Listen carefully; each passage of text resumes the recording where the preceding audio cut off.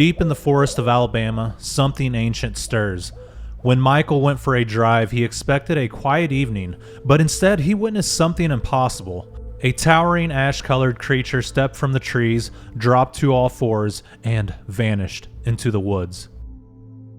After that experience, Michael began to research the area, and he experienced chilling whoops, a foul stench, dizziness, and a violent rock thrown from the darkness. Tonight, we follow Michael's journey into the unknown as he uncovers strange tree structures, symmetrical X's, and an unsettling mystery surrounding Alabama. If you guys enjoy Sasquatch Theory, please like the video, subscribe to the channel, and be sure to comment down below. And of course, if you have your own Bigfoot encounter you would like to share with me here on the channel, feel free to get in touch with me sometime. With all that being said, let's dive into Michael's Bigfoot encounters from the state of Alabama.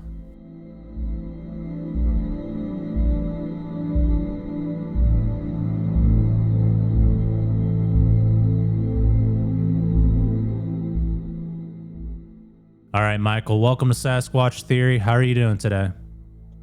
I'm doing good, and I'm glad to be here. Absolutely. It's certainly a pleasure to be able to speak with you tonight. If you would, tell me a little bit about yourself, where you're from, and your experiences from the very beginning, please. All right, my name's Michael Bradley. I'm 56 years old, and I live in Powell, Alabama. I started doing the Bigfoot research seriously, I guess about 2 or 3 years ago. I've actually been in Bigfoot since $6 Million Man back in the day. But yeah, I really got going here. I started a YouTube channel to let people see from around Alabama that we have Bigfoots around here, and Dog Man as well. But I'll go ahead and get into my encounters. One of them I can give is Buck's Pocket. It's in, I believe it's Marshall County, maybe. It's there at Etowah. I was down there. I believe in any state parks or national forests, there's Bigfoot. I just have a working theory on that. But anyway, I was driving to, this has been a while back, on this certain road to go into Buck's Pocket. You have to drive really slow because it's curvy. Well, I'm going down through there and I'm looking, and I come around this curve and I see something standing up against a tree. It's not but about, I'd say, between, I don't know, maybe 5.5 foot tall, 6. And it wasn't really broad, but I got to looking. Like I said, I was going really slow, and I mean, it started looking at me. It was hairy. It was kind of ash colored. And when I got up closer to it, it took about 4 steps or 5 steps, then dropped down all fours and just ran into the woods. And I was thinking I just saw a juvenile Bigfoot. So I went on down. I was kind of shaky a little bit because it shook me up, being the first time I'd ever seen something like that. I come back and I just pulled up to where I saw it, and I was scared to go into the woods because I didn't know, if baby's around, mama's around somewhere, and I just didn't want to get tied up in that deal. So I came home, told my family and everything about it. And I called my cousin. I said, Brent, which he's my partner in our YouTube channel. I said, look, we got to start a channel and let people know, because I was looking at the BFRO report thing. Not a lot goes on in Alabama. And I believe because not a lot of people are out looking, really. They'll say they're looking when they're hunting, but there's a big difference in going out and actually boots on the ground working. So we got together and we went back. I don't know, it's been maybe 3 weeks, a month ago.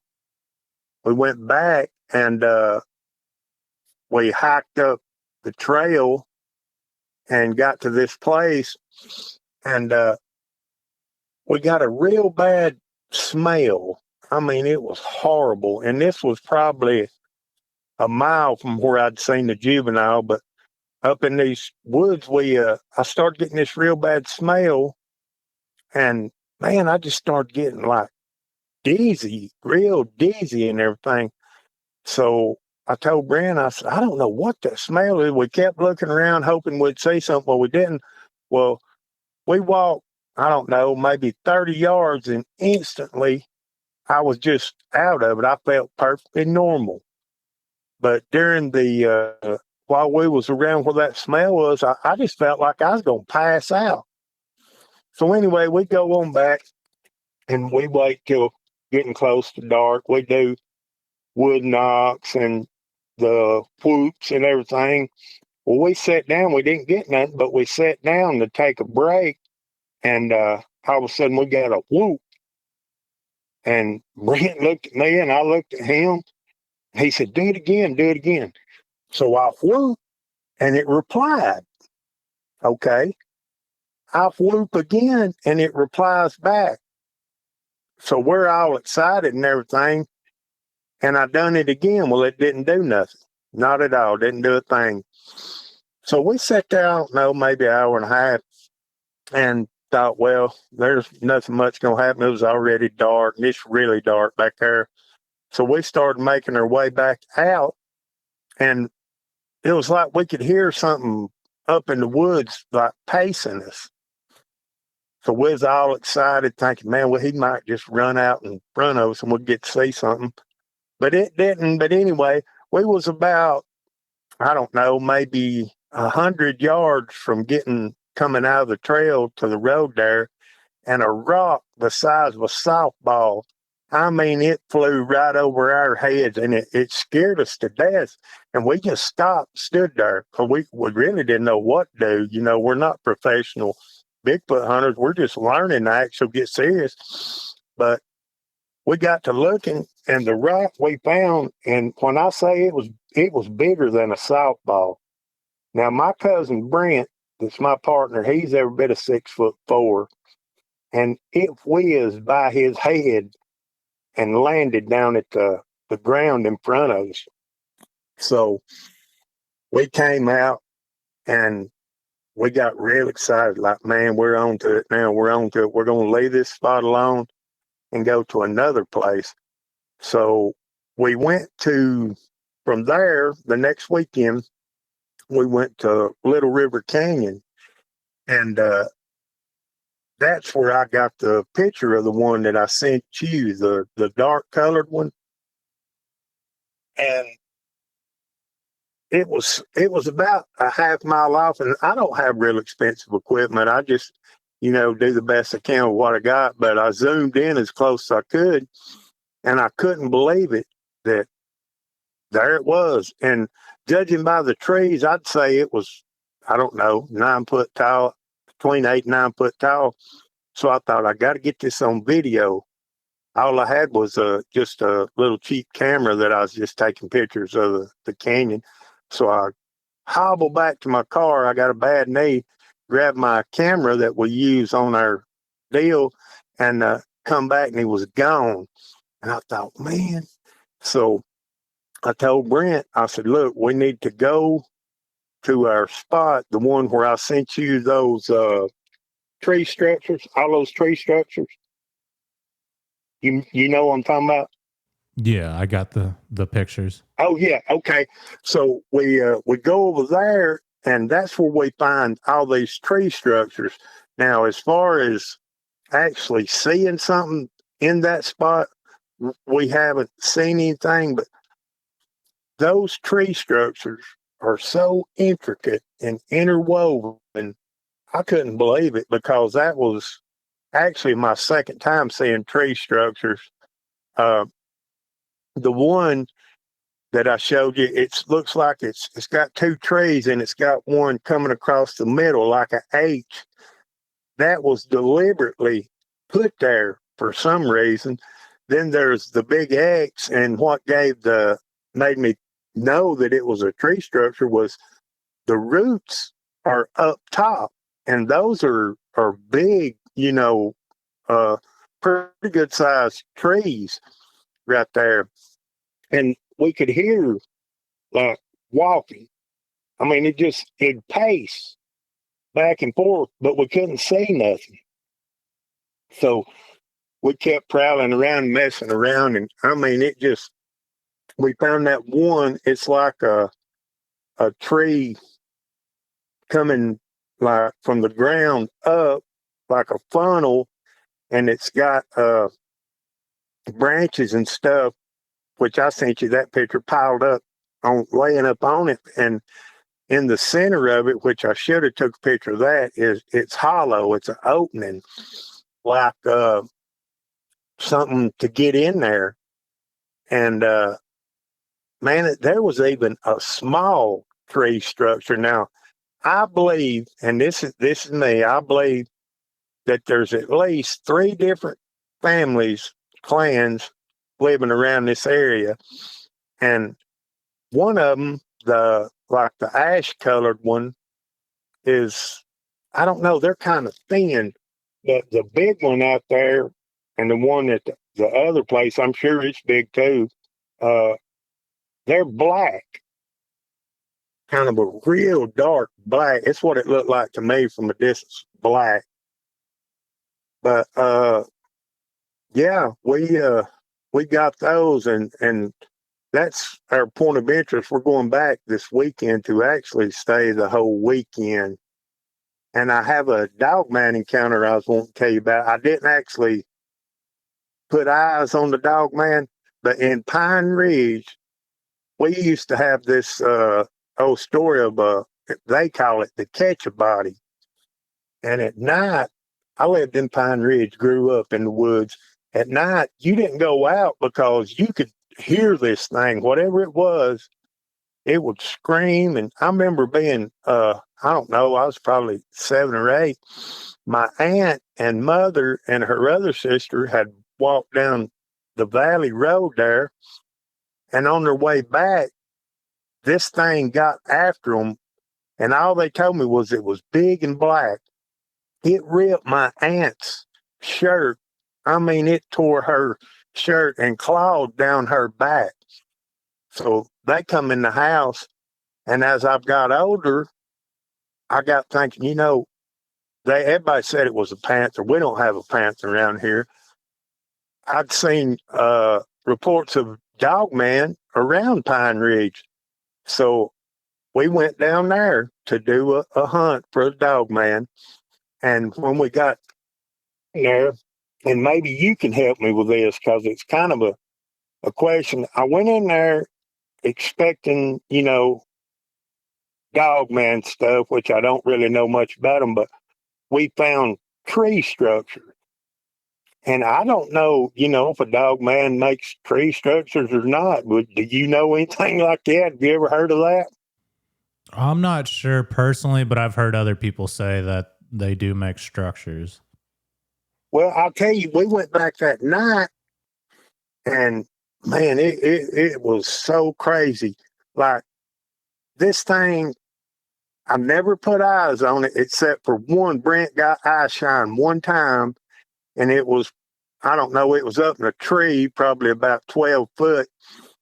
The eye shine was, and the eye shine was, I don't know what, it's not red, and it's not gold. It's kind of in between that, but this thing would just circle.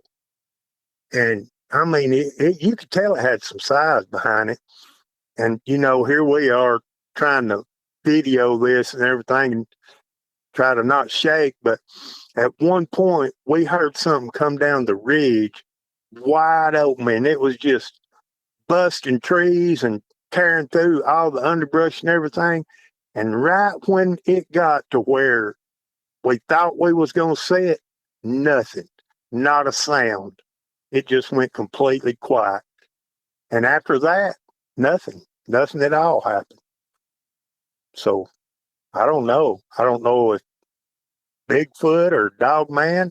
I know there's reports of Dogmen. And now that I've started this Alabama Cryptid Experience YouTube channel, I got people, man, messaging me left and right all the time about they saw this, told me where and everything. And there is just so much activity. Where I live I live close to the Alabama-Georgia line. And, right now there's a lot going on in Georgia. And we're close to where the Georgia Appalachian Mountains come down to. They even call Buck's Pocket a shoot off of the Appalachians. But good Lord, man, there's so much going on right now that I'm just any day I'm expecting to just get that good picture. I'm not saying I'll prove Bigfoot's real by any means. I'm not going to say that, but I will. I do believe with all my heart that we are going to see a big one and get a good picture. Yeah, absolutely. That would be amazing. And the creature that you saw when you were driving, could you see any features on it? It wasn't big. It was kind of slim, but it was hairy. I mean, you could tell it was covered in fur. And I didn't really pay attention to his face. I do know that its arms was really long. But when it stood up, they say Bigfoot has that kind of leaned over posture. To me, it looked like it was just standing there, just like a person would. And when like I said, it took those steps, it dropped down to all fours, and the way it run off was like a monkey. And there's no monkeys around here, not that I know of. Yeah. And what time of year did this happen? This happened, let's see. This is October, August. Okay. And do you remember the time of day? It was in the afternoon, but it was probably around 2 or 3 o'clock in the afternoon. I remember because I had to meet somebody at 5 o'clock, and I wanted to go down there and check out Buck's Pocket. It's just a beautiful place. You can go down there and just ride through and clear your mind and, just enjoy the outside. Yeah, absolutely. So it was still daylight hours, and I feel like this creature was out in nature enjoying the day. I do too. And, a lot of the stuff that I've had, like during the daytime, they will pace you. I'm sure you know that. And like, man, there's been like out there at that one spot that I was telling you about where all the tree structures are, you could hear it. And you could tell it's not a small animal, it's big. When it's walking, it's not trying to hide the fact that it's walking, but you can't see it. And I believe that you can be within 7 or 8 feet of one of them things and you'd never see it. I believe they cloak. Oh, yeah, for sure. And the tree structures that you found, what do you think they mean? I think that I think it's marking territory. And the little tree structure, and I'm going to get you a picture of one if it's still there, and I'll email it to you. But there's a family that's there, and I believe that there's like 15,000 acres, and there's creeks and everything that run through there. There's deer, turkey, squirrels, possums, everything. But I believe that they're in that area because nobody goes out there to bother them. Nobody around here does what I do. So I believe they're comfortable. And I believe the more I go out there, that the more comfortable they're going to get with me. And now this is me, Miguel. I personally believe in mind speak.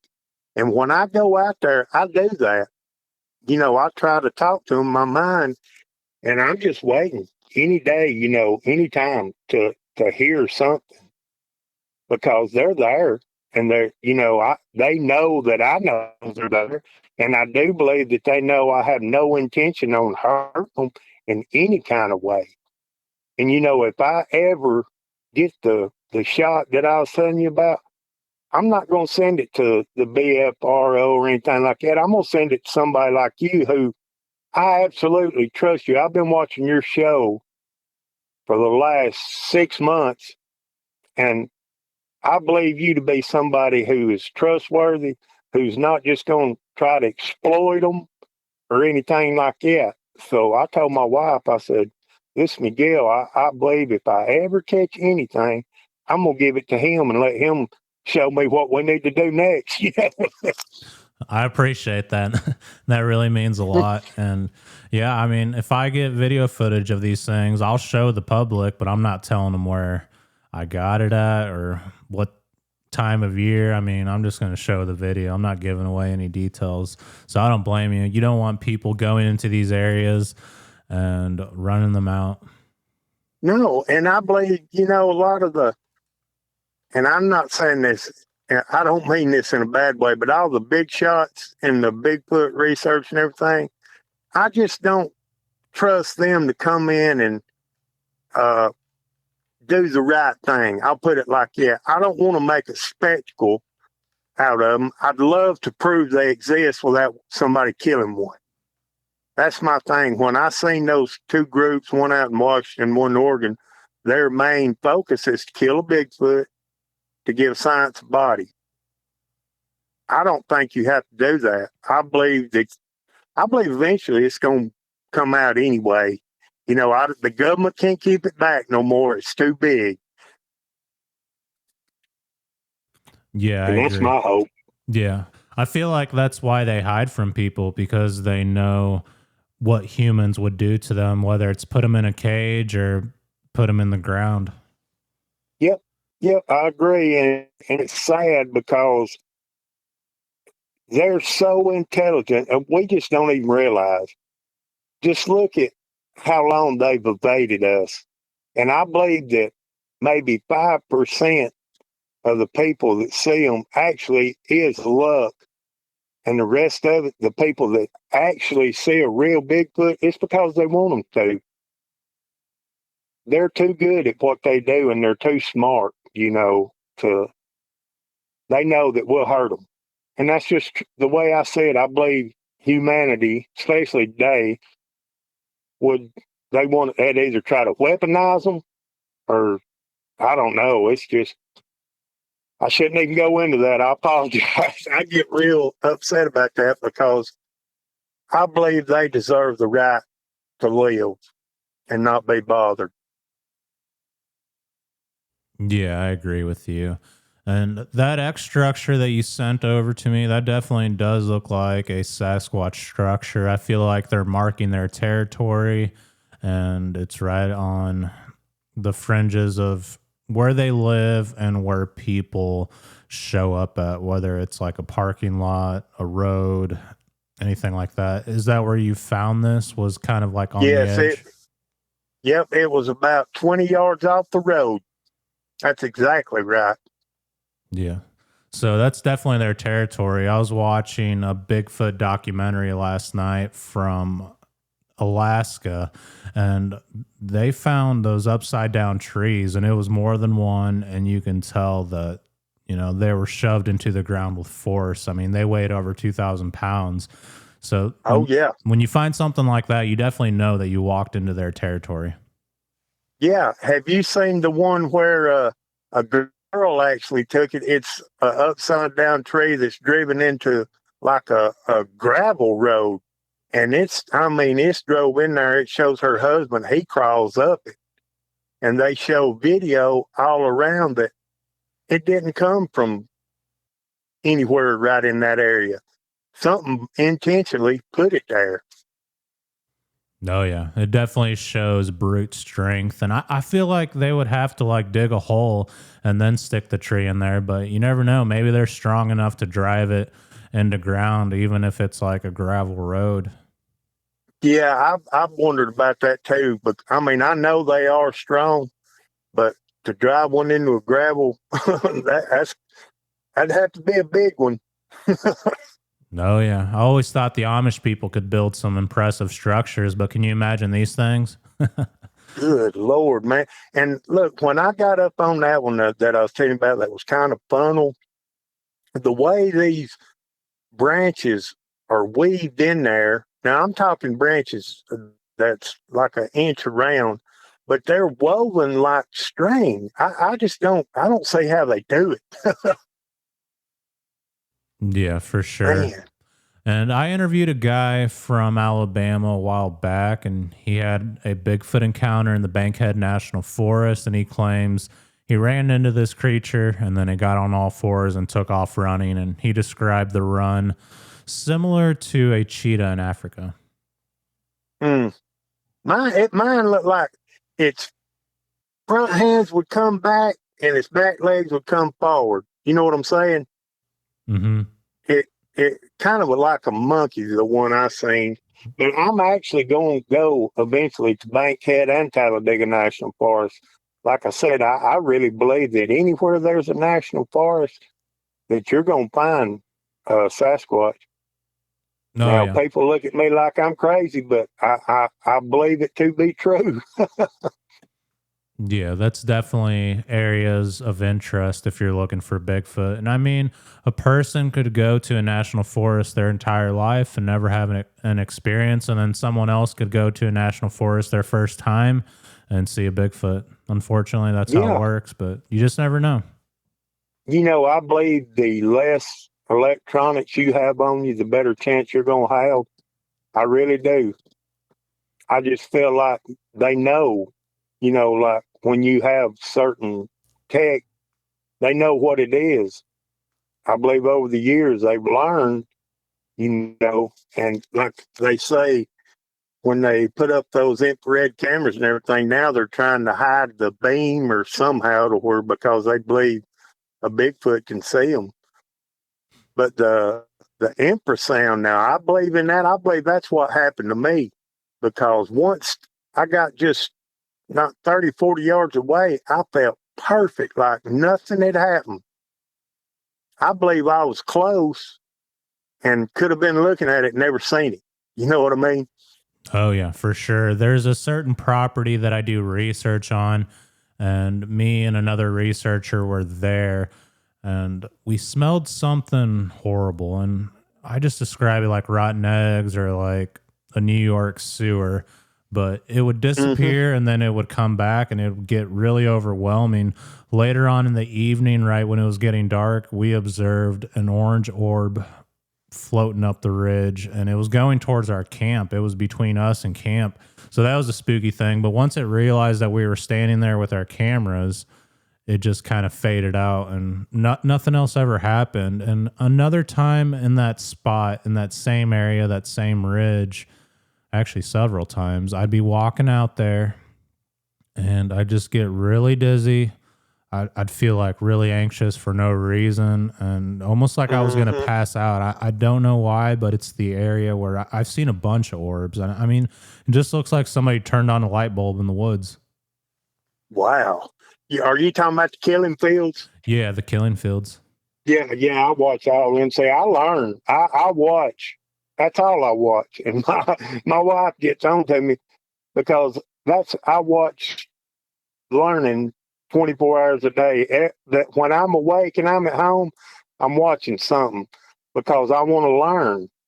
I want to learn what works and what don't. I like this weekend we're going to try to set up a camp and draw them in, see if it draws them in. Oh, yeah, for sure. What kind of tactics are you going to use? Well, what we're going to do, we're going to build a fire. Don't laugh about this, but I'm going to get a flute and try my best to flute some Indian music, because where we're going, there's a lot of overhangs. And man, you just have to see this place. And with being said that, you're welcome to come anytime and go with us. I know you're a busy person, but I'd love to show you some of this stuff, because you'll see things that I hadn't even seen yet. And I'm 56 years old, and you're a younger man, but you pretty much know what's going on. Yeah, that'd be really cool to go there. And I feel like that's a good tactic. I mean, I think that would draw these things in, especially if you got a campfire and you're just hanging out in the area. I think it'd be a good idea to maybe like cook up some bacon and leave some apples. Oh yeah, definitely on the apples. I've never tried the gifting, but in my bag right now I have apples. Yeah, they say it's a bad idea to gift. I have not personally had any bad experiences with gifting. I've actually had some really cool things happen when I've gifted, but yeah, I mean, I'm not going to tell people to do it if, it can cause them harm. That's just my experience with it. I've heard some really bad stories with gifting. Well, I'll tell you something else I've done that I probably won't ever do again. Uh, you know, you hear those sounds that they catch, like the Sierra sounds, Ohio howl, and all that. Hmm. Well, I actually blasted some, and nothing happened. But I actually watched a show, and a person said doing that could be very dangerous because you don't know what they're saying to start with. That could be a war cry or something, and man, them things just want to go into attack mode. So I don't believe I'm going to try that tactic again. Not that. Oh, yeah. I mean, you just never know what you're going to call in. I've had some No. experiences where I've called these things in and they came in with a force. I mean, I was excited, but the next person would be terrified. And yeah, I mean, you definitely don't know what you're calling in, especially with wood knocks, whoops, or just doing any calls that you've heard from recordings or other researchers do. Yeah. Well, that when I got those whoops right before the last one, it sounded like it was getting closer, and I done it again, and I don't know, like maybe 5, 6, 7 minutes, it sounded further away. Then after that, you know, when I done it, I didn't hear nothing. So it's a live and learn thing. I just don't want to do the wrong thing. I don't want to upset them. I want them to be able to be at peace with me because man, I'm 56 years old, Miguel. I want to learn from them if it's possible. You Oh, yeah. know, Yeah, for sure. I mean, just being in the woods could tick them off. And I mean, that could be all it takes. yep, I agree 100%. And like that deal happened in Pine Ridge where that come running down the hill, whatever it was, we hadn't been back there. We're going to let it cool down because when it came running, it didn't sound happy. You know what I mean? It was like we was waiting for it to bust through to where we could see it kill us, attack us. But it stopped short of the light, and that was it. Nothing else. Yeah, that is spooky. Do you think these things are an unknown species, or do you think they're spiritual? Well, I kind of think they're spiritual. I think they're more into the Native American like type deal. I do believe because of the mind speaking stuff, it has to be a spiritual some way. But as far as just being a monkey and a man, I don't believe that. I believe I don't know. I can't really explain it. I guess you'd say spiritual because everybody that's really seen one's had an awakening, as far as I can tell. The ones that didn't scare and make them never want to come outside again, it was like an awakening. Like it opened up a whole new world to them. Yeah, I completely agree. There's too much supernatural things associated with the Sasquatch for them not to be. I mean, at this point, I definitely believe they're interdimensional or whatever you want to call it, going through portals. Yeah, I believe that too. I believe that a lot, and I think that brings me to why I believe they're in every national forest. I believe they can go through a portal and be at another one. Why? Because there's food, there's water, and there's shelter. And there's so many places that they can hide inside these national forests that we'd never find them, you know. Yeah, I definitely feel like that. And I think you're right. I feel like they have the national forest to protect whatever anomalies happening there. And I think it's the portals, the spiritual, and they know it. That's why they're protected. That made me think. I believe next time I'm going to carry my EMF meter and just see. I've never done that.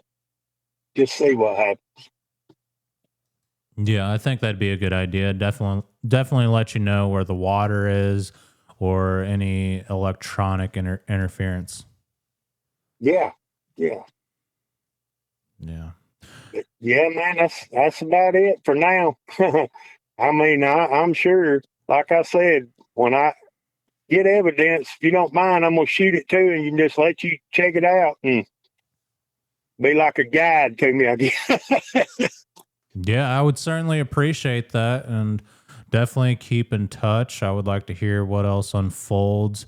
And yeah, just be safe out there when you're researching. Yes, sir, and thank you, and you do the same, man. I really appreciate you, and I appreciate the work you do because I'm learning from you. I really am. I mean, you're so in tune with what's going on because of the spiritual aspect of it. You don't see it as a big Neanderthal dummy. You know what I mean?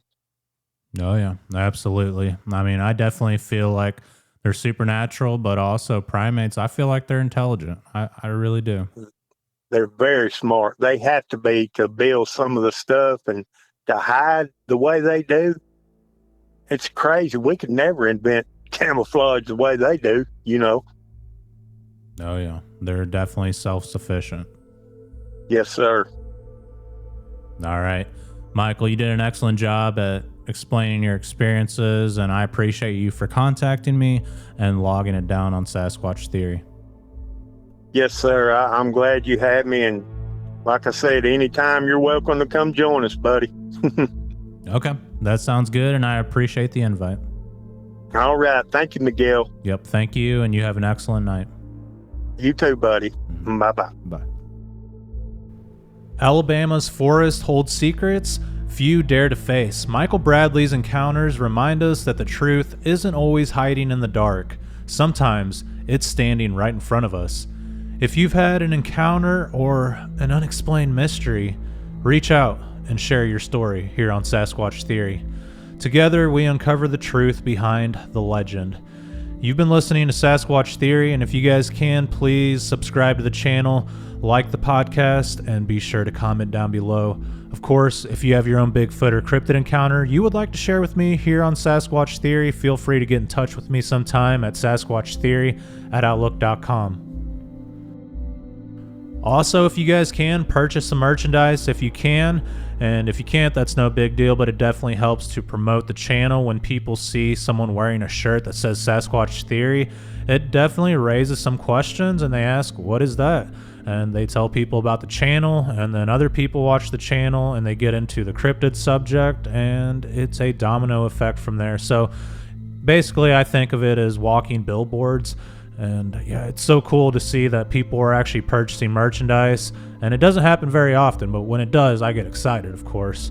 But yeah, if you guys can, support the channel in any way possible. And it definitely helps out the channel to continue running, and it helps other people get the courage to share their own experiences. And I also want to thank people for donating to the PayPal. That really means a lot. I know I don't talk about it a lot, but every now and then someone makes a donation and it helps buy new equipment. But yeah, I appreciate everyone for tuning in today. Thank you guys for listening, and until the next one, you guys be safe out in the forest.